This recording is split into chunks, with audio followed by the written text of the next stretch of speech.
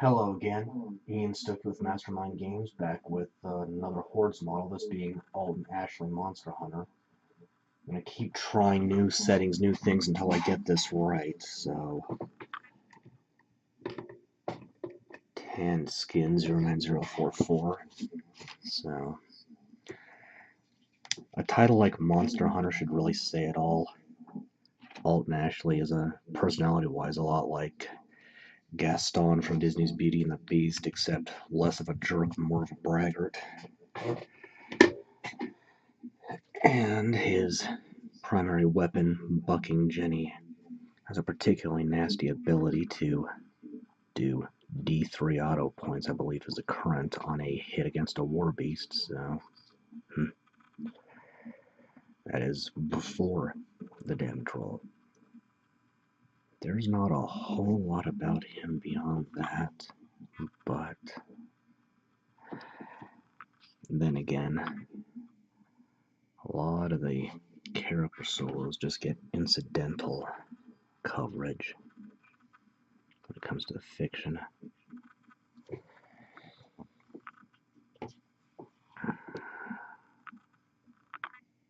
I know thumbs around here somewhere. Right.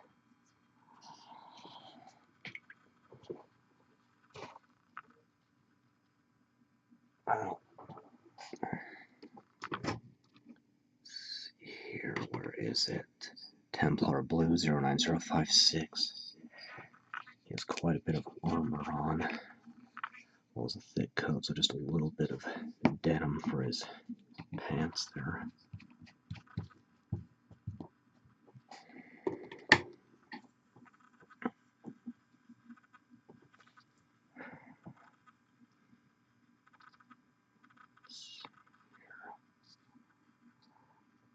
Lots of armor on him, which makes perfect sense given his profession. Then 09206 Tarnished Steel.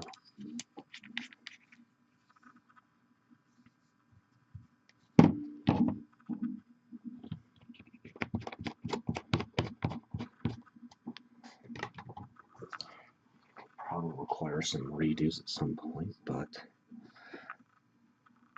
well, it would help if I got paint on the brush.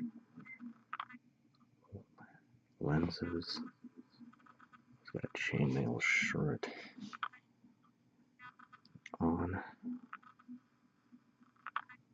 A little difficult to get at that since he's got his weapon of choice in the way, but can't see here. Okay. And now the barrel of Bucking Jenny.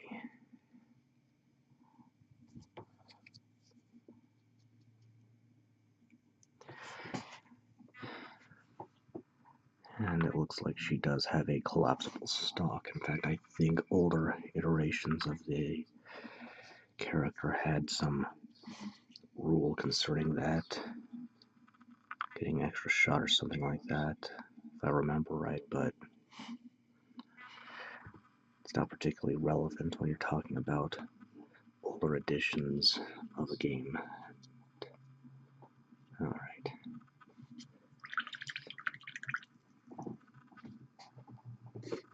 Next up, Shield Brown 09161.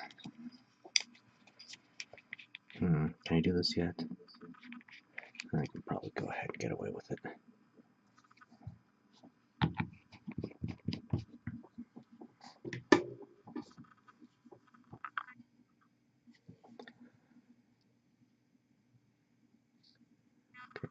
Well, that backfired.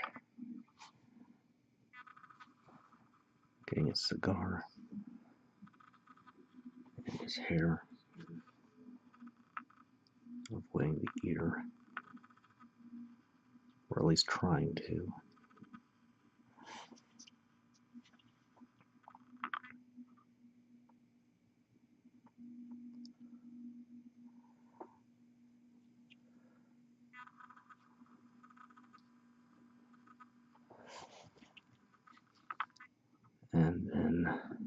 the stock of his rifle.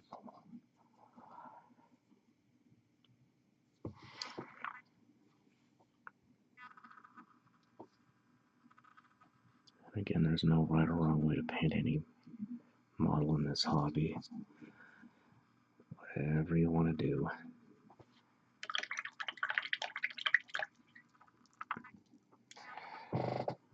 And olive green 09035. Going for a coat that would provide camouflage, at least some measure of it in underbrush.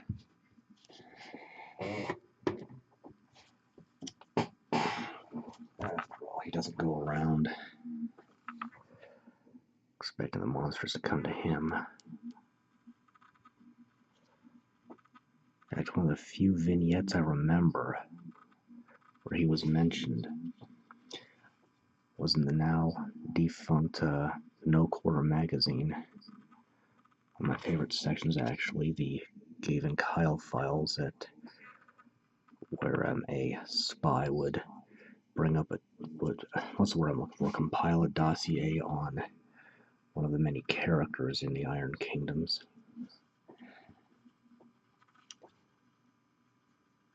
And about the only mention in that of him was, let me think if I remember right. It was about a Circle Orboros warlock, and Kyle interviewed Ashley about a rival monster hunter that disappeared.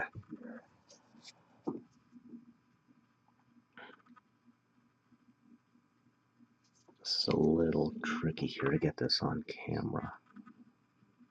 It's kind of an odd undercut between the coat and the leg.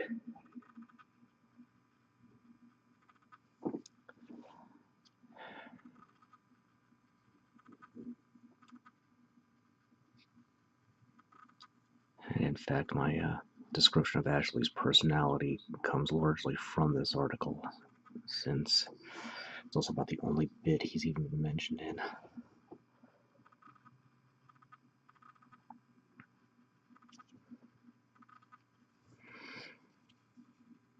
Okay, bit right there. Alright, that's going to have to dry before I move on. But that's got most of the base coats done already. Okay.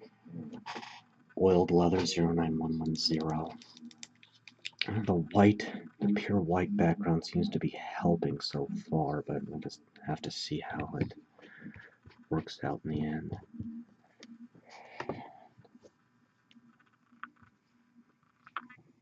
So I'd initially thought he had armored knee pads, but he actually has armored sides on his boots.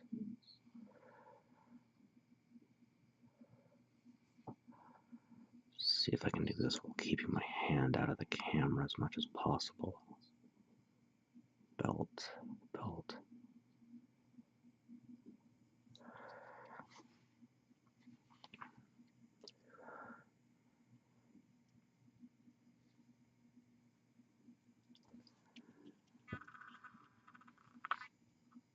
Just being careful around the seams. You want to keep your brush moist but not overly wet.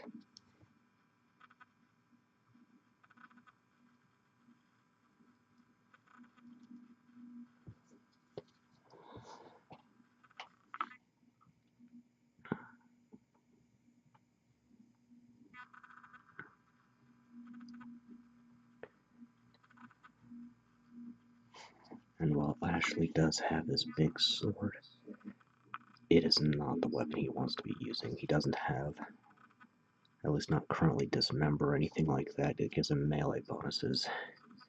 He's pretty much a cannon.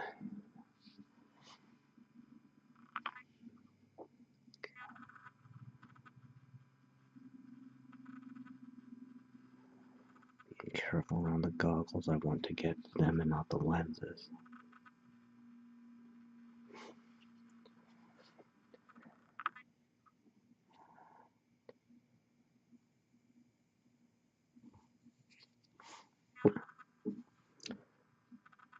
that is a little thick. So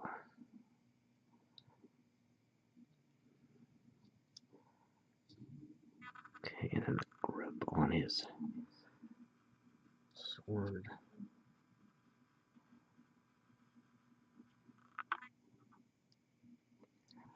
Alright, and these colors touch enough with the other ones, I'm going to have to let them dry before I finish up. Wait a minute.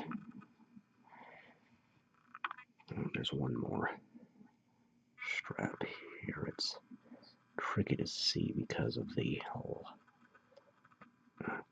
gun being in the way, but it goes under his arm and gets his sword strapped to his back. That. Okay. Now let it dry. Move on. Alright. Last base code is Old Bronze 09197.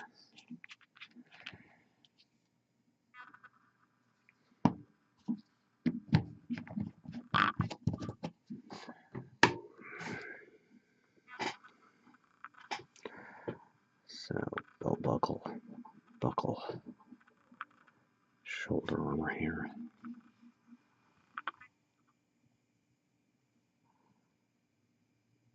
I am kind of bracing my right hand on the fingers on my left to steady it. This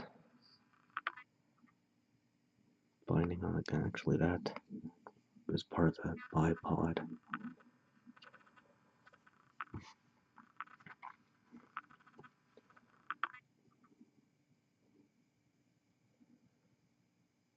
Getting the reinforced parts of the scabbard.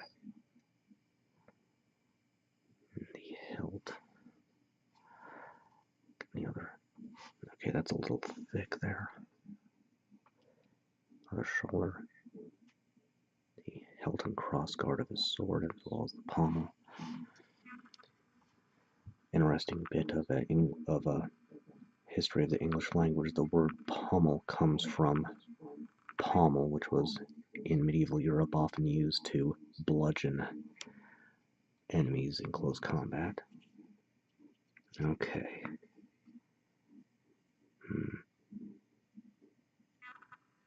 Need to do a little touch up on the green here.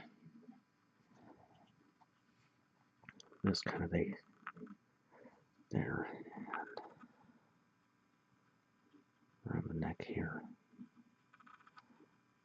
Okay. That's base coats. Oh. See a bare spot on the knee. Okay. Once that's dried. Actually, I think I can go ahead and prep the arc. So pure white 09039. Again, War Machine Hordes uses a front arc to determine where you can make attacks through. So I'm just going to use a rarely available flathead, and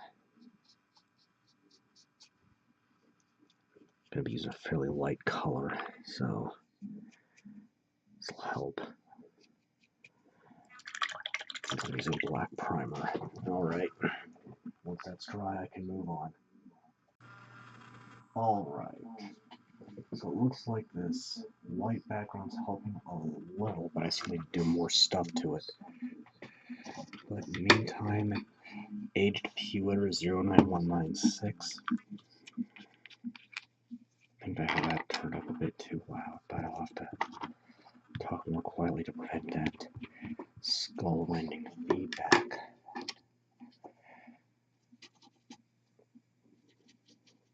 Getting out with about half paint, half water. Just going over the bronze.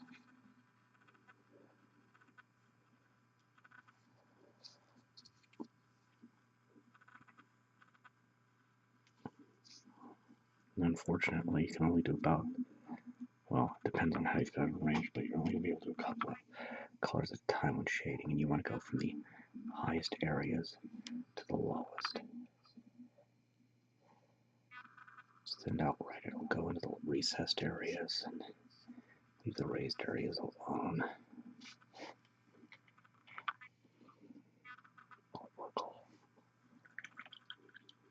I think I can go risk it.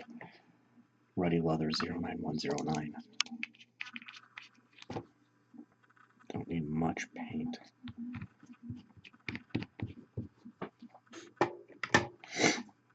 About half paint, half water again.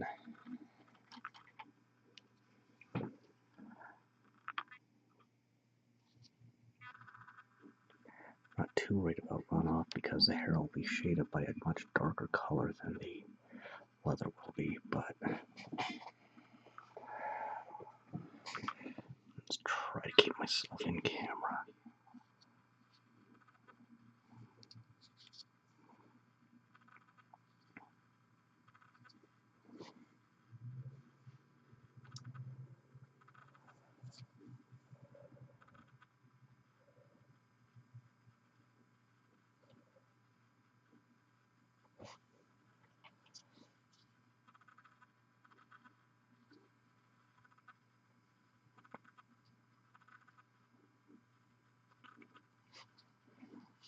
Going along the boots.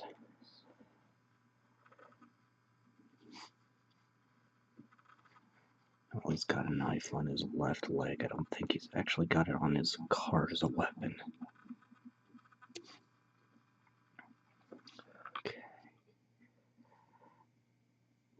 Alright, that's going to have to dry before I move on. Okay. Woodstain Brown 09160.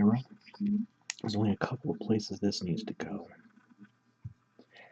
Don't need much of it either. Whoa. Flying brush.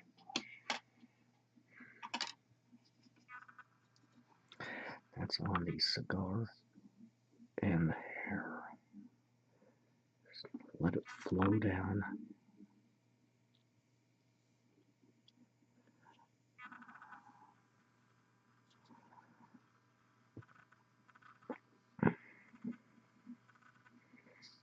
Okay, let's see here. And let's give it a shot. Muddy Olive 09034. Let's go on the coat.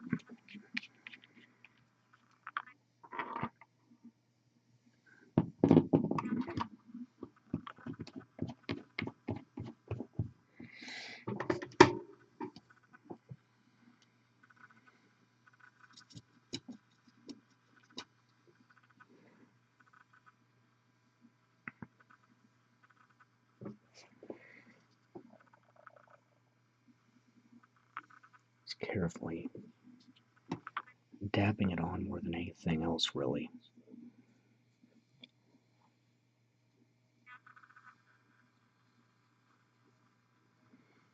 I'm actually using the side of the brush as much as the tip in this step here.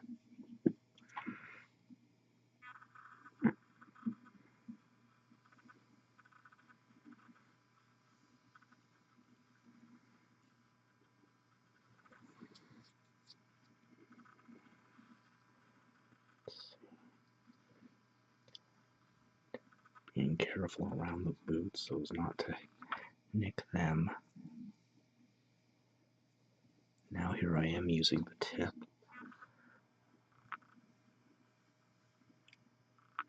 Okay. That's going to leave the steel. Oh, missed one bit of that Woodstain brown, and that's the stock of his rifle here.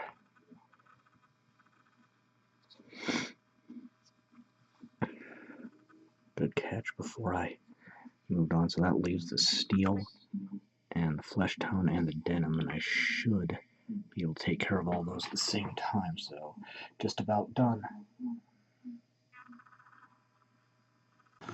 Okay, moving on with the color I'm most likely to forget about. Breonne Blue 09055.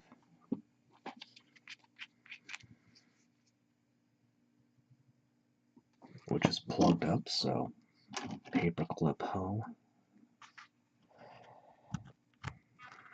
Eep.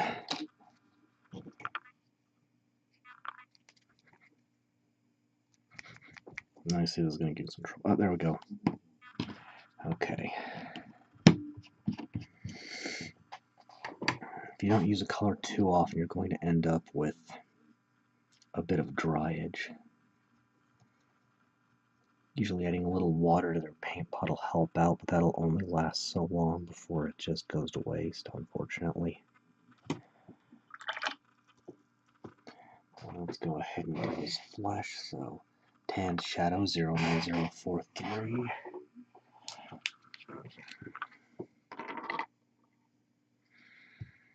Not that there's that much showing at any rate.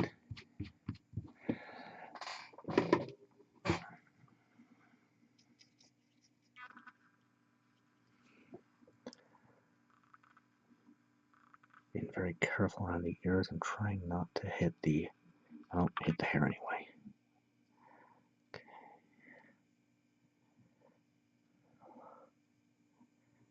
Okay. And then Blackened Steel 09205.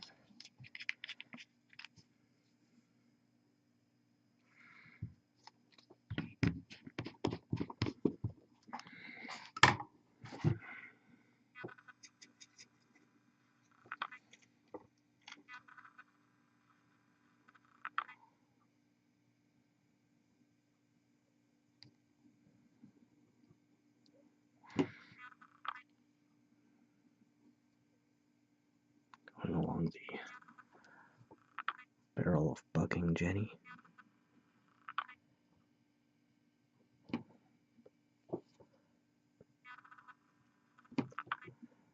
Alright, got his goggles, and that just leaves that chainmail he's got on.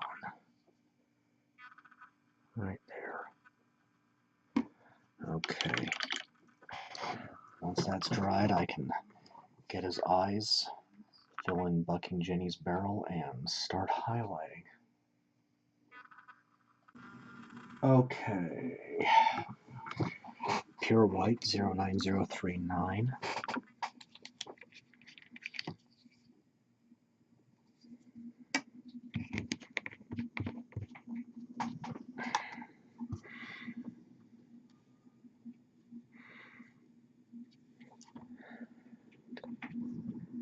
Carefully filling in the eyes here.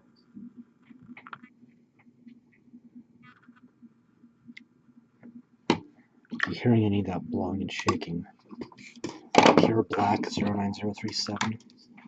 So if you're hearing any of that howling wind and shaking timbers, it's just a taste of wind coming down from Wyoming. The rumors that you could fly a full-size steel garbage can like a kite in Wyoming are probably, I would say, true. I used to live there, and the wind is absolutely insane, and that is a nice way of putting it. And down here in Colorado, we get a taste of that sometimes. So pupils.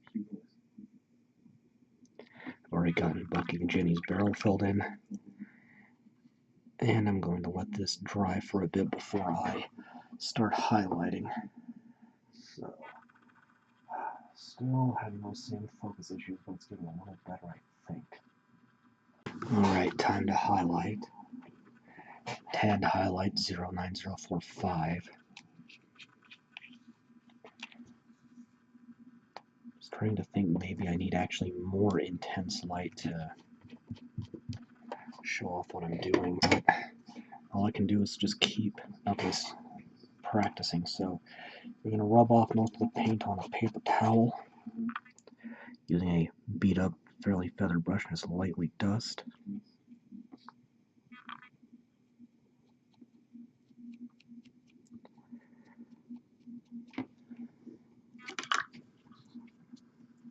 You want your brush completely dry as well. Ashen Blue 09057. And since I have several that are suitable, I'll just keep switching around my brushes, but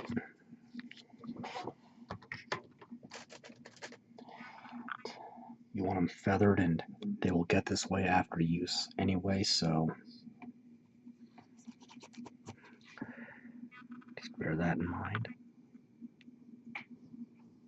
And you can kind of patch up mistakes with the highlight stage. It might look a little wonky, but Easy way to fix pale olive 09036. No, not yet with that one. Burnt orange first, 09111.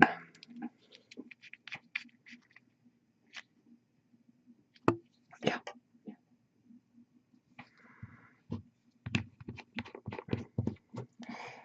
There's a lot of guesswork to be fair on how to proceed with some of these sometimes. You generally want to go with base coating the lowest area on the model, generally the skin, to the highest. You want to go highest to lowest for your shading, and then low to high again for your highlights.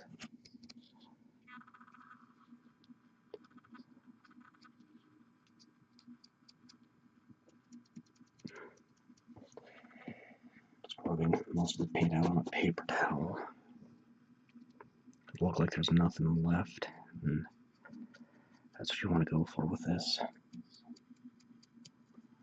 Okay. Isn't quite ready yet. Let's see.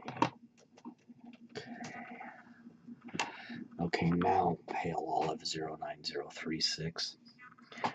I'll also be using this to fill in some color on the arc when I finish up, but for now it's just going to go on the coat.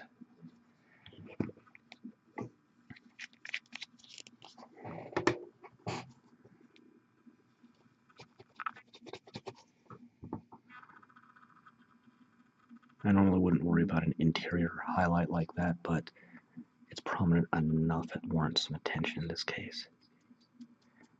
Try to brush against edges. It'll help make it pop all the more.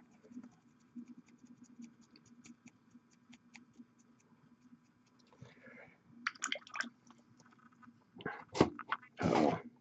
Things getting out of hand over here. Okay, next. Driftwood Brown 09162.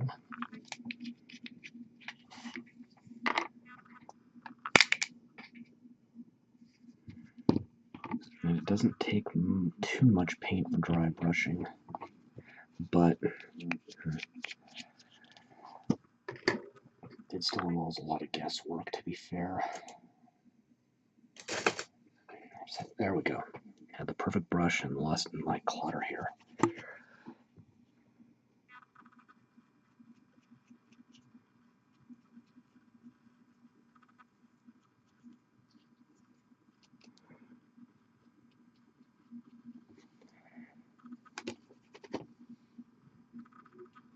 I just realized I missed this collar, so I'll backtrack and hit that in a second here.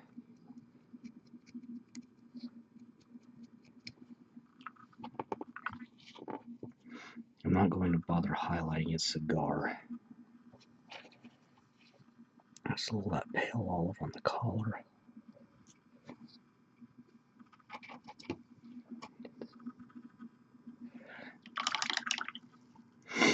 Oh, and I missed a spot with the leather right here. Okay, just about done. True Silver 09207. This is a fairly new bottle, so it may not be mixed like it needs to be. Okay, lucked out.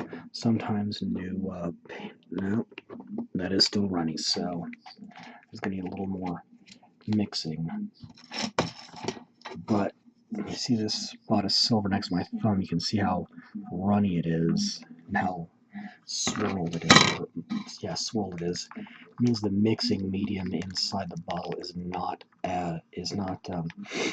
what's the word I'm looking for? It's become separated from the pigment. So that's why you need to make sure these are mixed thoroughly. Now, put them in a paint shaker would be overkill, but that'd work. Just do it by hand. It'll be fine. There we go. Now compare on the left the improperly mixed to the right, which is properly mixed. Improper, proper.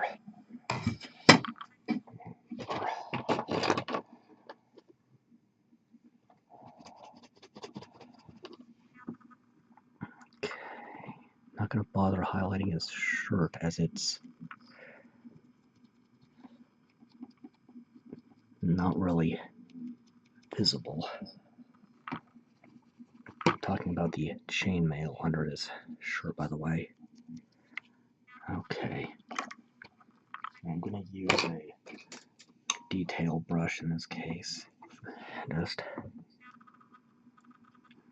shine up those lenses just a bit.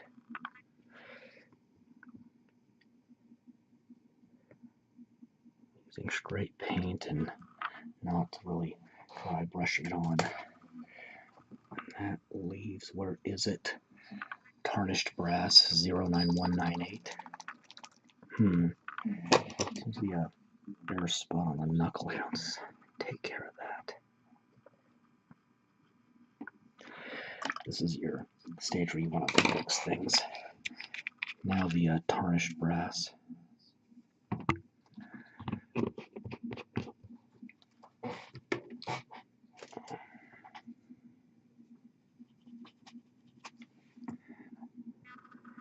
Get that banding on bucking Jenny. Pauldrons. Hold of his knife. Get a sword. Okay, not too bad, just about done. Now taking that pale olive again, using a flathead brush, and that number again is 09036. This is dark enough I probably didn't need to do the white, but I wound up doing it anyway, so there we go. Once that's dry, I can get the, what's the word I'm looking for? Lose my mind. Once that's dry, I can polish off the arc and get the basing done. So, back in a minute.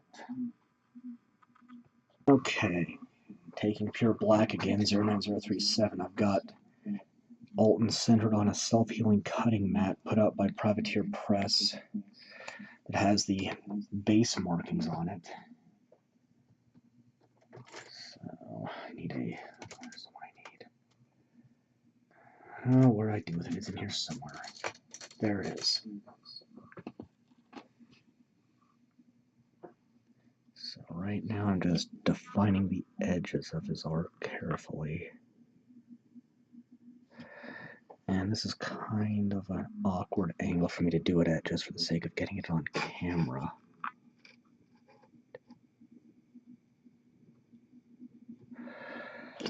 Okay, that's got it defined. I'll just polish that up.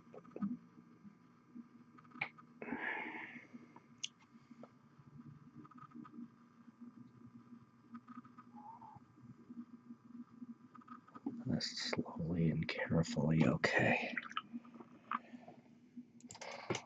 Now if I can stop my brushes from running away, I can switch to a flathead.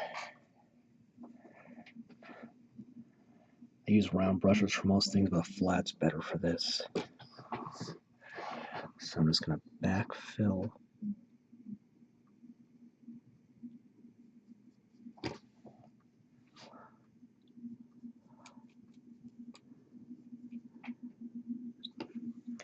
And just fill in the back half of the arc. There's more than one way to do this, but it does need to be a flat 180-degree separation between front and back for game rules. Though the rules do specify use the shoulders if there's no other arc painted. So once that's dried, I can go and base them. Okay, next to base, we're going to mix up a solution of white glue and water. So I've had really good luck with using lids of certain drinks for this purpose. You want something, this is from a juice bottle, you just want something with this waxy, rubbery coating on the top of the lid. That stops the solution from sticking to it, and then it's pretty easy just to pop out the dried excess with a pair of pliers afterwards. So just white glue and a generous portion of water.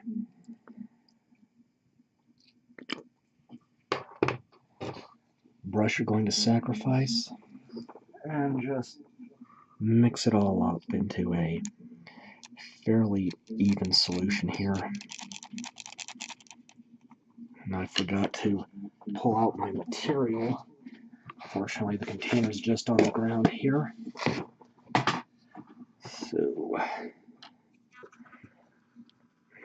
let's get the container out of the way because I don't need it just yet. It's right where my arm needs to go. I'm just going to paint around the feet of the model. Now, as this is a slot base, there is a obvious gap. There are gaps. So I've plugged those up before even primed with just pieces of masking tape. Basically putting those down first and then putting the model in. So that'll fairly effectively plug up any gaps.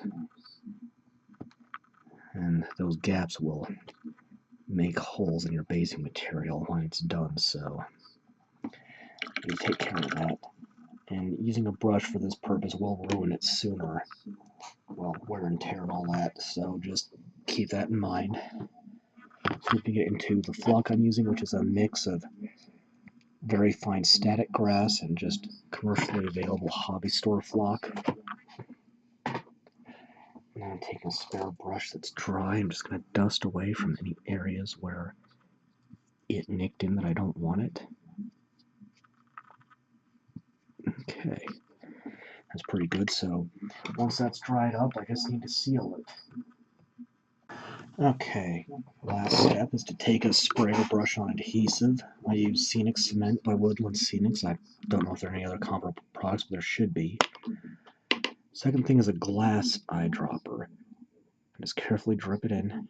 I've given this about 20 minutes to set before this step. If you do it too soon, then your sealer will just push this around. And a glass eyedropper is preferable to plastic because this stuff will bond to plastic much more quickly and ruin your eyedropper all the sooner.